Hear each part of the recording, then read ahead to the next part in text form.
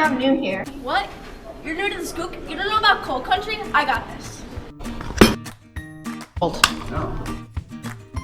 Mining touches more people's lives than they realize, and that we do more than just mine coal for energy production. We do a lot with the steel industry, with home heating, anything from pizza ovens to sugar beets.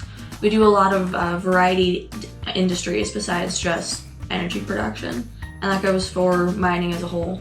If you think about the industry, anything that is used in your daily life, if it's not grown, it's mined. I think everybody should know that coal and anthracite is a very precious resource. We need it for a lot of things, in manufacturing, for steel, water filtration, all of our electronics that everybody seems to love today.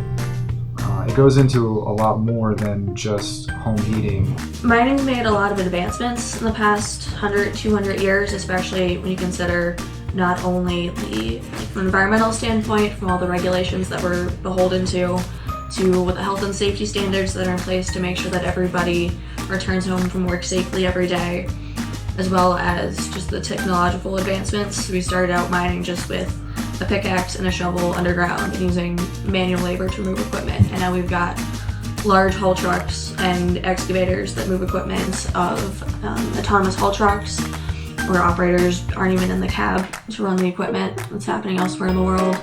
Surveying is also advanced, where you used to be out there with a total station and a crew of guys to survey an entire pit, and now I can use the drone and set it up and fly an entire site within 30 minutes. Every day's a new day. It's a new adventure. Some days can be boring, some days can be very exciting. There's so many different aspects to this job, from not only taking the coal out, but by replanting and making the environment better than what it is.